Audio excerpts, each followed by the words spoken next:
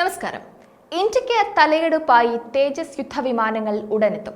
സൈന്യത്തിന് ഇരട്ടിക്കരുത്ത് നൽകാൻ കാലതാമസങ്ങൾക്കൊടുവിൽ ഹിന്ദുസ്ഥാൻ എയറോനോട്ടിക്സ് ലിമിറ്റഡിന്റെ ലൈറ്റ് കോമ്പാക്ട് എയർക്രാഫ്റ്റ് LCA തേജസ് Mk-1A ഇന്ത്യൻ എയർഫോഴ്സിന് വിതരണം ചെയ്യുന്നത് ജൂലൈ അവസാനത്തോടെ ആരംഭിക്കുമെന്നാണ് അധികൃതർ അറിയിച്ചിട്ടുള്ളത്.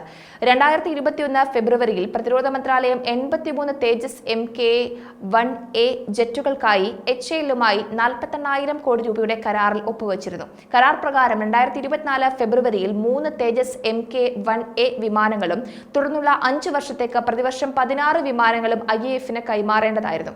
നിലവിലെ തേജസ് പോലെ ഈ യുദ്ധവിമാനങ്ങളും GEF-404 എഞ്ചിനുകളിലായിരിക്കും വഹിക്കുക. വിതരണ ശൃംഖലയിൽ കാര്യമായ കാലതാമസം ഉണ്ടായിട്ടുണ്ട് എന്നത് വിസ്മരിക്കാനാകില്ല. ഇത് ഉൽപാദനവും ഡെലിവറിയും വൈകിപ്പിച്ചു. ഡെലിവറികൾ ആരംഭിച്ചാൽ പ്രതിവർഷം 18 വിമാനങ്ങളുടെ ഉൽപാദന നിരക്ക് 24 ആക്കാനുള്ള പദ്ധതികൾ തയ്യാറാക്കി കഴിഞ്ഞാൽ പ്രക്രിയ വേഗത്തിലാക്കാൻ കഴിയുമെന്നാണ് അധികൃതർ ആത്മവിശ്വാസം പ്രകടിപ്പിച്ചത്. അടുത്ത ഏതാനും ദശാബ്ദങ്ങൾക്കുള്ളിൽ തേജസ് IAF-ന്റെ ഒരു വലിയ ഭാഗം രൂപീകരിക്കാൻ പോകുന്നു എന്ന വാർത്തകളാണ് അറിയാൻ കഴിയുന്നത്. ഓർഡറിലുള്ള 83 Mk-1A വിമാനങ്ങൾക്ക് പുറമെ 97 തേജസ് Mk-1A ജെറ്റുകൾ കൂടി വാങ്ങുന്നതിന് പ്രതിരോധ മന്ത്രാലയം പ്രാഥമിക അനുമതി നൽകിയിട്ടുണ്ട്. 180 തേജസ് Mk-1 ജെറ്റുകളും Mk-1 വേരിയന്റിന്റെ 220 ജെറ്റുകളും നിർമ്മിക്കും. 180 Mk-1A സംയുക്ത ചിലവ് 1.15 ലക്ഷം കോടി രൂപയാണ്. കൂടാതെ GEF-414 എഞ്ചിനുകളാൽ പ്രവർത്തിക്കുന്ന വലുതും കൂടുതൽ ശേഷിയുള്ളതുമായ തേജസ് Mk-2 വികസിപ്പിച്ചുകൊണ്ടിരിക്കുകയുമാണ്. ഇന്ത്യയിൽ എഞ്ചിനുകൾ നിർമ്മിക്കുന്നതിനുള്ള ലൈസൻസ് HAL-ന് നൽകാനുള്ള കരാർ വിപുലമായ ഘട്ടത്തിലാണ്. നിലവിൽ 120 തേജസ് Mk-2 ജെറ്റുകൾ വാങ്ങാൻ IAF പ്രതിജ്ഞാബദ്ധമാണ്. IAF-ന് 2 MiG-21 സ്ക്വാഡനുകളുണ്ട്. Number 3 squadron Cobras, number 23 squadron Panthers എന്നിവ സേവനത്തിൽ അവശേഷിക്കുന്നു. അവയിലൊന്ന് ഈ വർഷവും മറ്റൊന്ന് അടുത്ത വർഷവും ഘട്ടം ഘട്ടമായി നിർത്തലാക്കും. അവ തേജസ് Mk ആയി മാറും. ഫൈറ്റർ സ്ക്വാഡനുകളുടെ എണ്ണം 30-ൽ താഴെയാകാതിരിക്കാൻ തേജസിന്റെ സംയോജിതമായ ഇൻഡക്ഷൻ വളരെ പ്രധാനമാണ് എന്നത് എടുത്തു പറയണം. Mk-1, Mk-1A, Mk-2 വകഭേദങ്ങളടങ്ങുന്ന LCA series വരും ദശകങ്ങളിൽ IAF-ന്റെ ഗണ്യമായ ഭാഗമാകുമെന്ന് പ്രതീക്ഷിക്കുന്നു. LCA Mk-1A LCA Mk-1ന്റെ മെച്ചപ്പെടുത്തിയ പതിപ്പിനെ പ്രതിനിധീകരിക്കുന്നു. ഇത് 2020-ൽ പൂർണ്ണ പ്രവർത്തനശേഷി കൈവരിച്ചു. ഇതിൽ ഏകദേശം 40 ജെറ്റുകൾ ഇന്ത്യൻ വ്യോമസേനയിൽ സേവനത്തിലുണ്ട്. തുടക്കത്തിൽ ഒരു Mk-1A പതിപ്പിനായി പദ്ധതികളൊന്നും ഉണ്ടായിരുന്നില്ല. എന്നാൽ 2015-ൽ IAF-യുമായുള്ള ഒരു ഒത്തുതീർപ്പ് എന്ന നിലയിലാണ് ഈ വേരിയന്റ് ഉയർന്നു വന്നത്.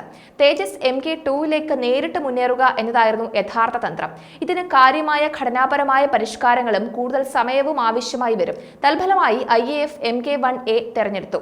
അതിൽ Mk-1നേക്കാൾ 4 പ്രധാന മെച്ചപ്പെടുത്തലുകൾ ഉൾപ്പെടുന്നു. നൂതന ഇലക്ട്രോണിക് റഡാർ, നവീകരിച്ച വാർഫെയർ കമ്മ്യൂണിക്കേഷൻ സംവിധാനങ്ങൾ, ബിയോണ്ട് വിഷ്വൽ റേഞ്ച് മിസൈലുകൾ ഉപയോഗിച്ചുള്ള മെച്ചപ്പെടുത്തിയ പോരാട്ടശേഷി, മെച്ചപ്പെട്ട മെയിന്റനൻസ് ഫീച്ചറുകൾ എന്നിവയാണ് തേജസ് Mk-1A-യിൽ ഉൾപ്പെടുത്തിയിരിക്കുന്നത്. നിലവിൽ വികസിപ്പിച്ചുകൊണ്ടിരിക്കുന്ന കൂടുതൽ കഴിവുള്ളതും വലുതുമായ LCA Mk-2 ഉപയോഗിച്ച് Mk-1A പൂരകമാകും. Mk-1നേക്കാൾ മികച്ച നീക്കങ്ങളാണ് Mk-2 ഉദ്ദേശിക്കുന്നത്.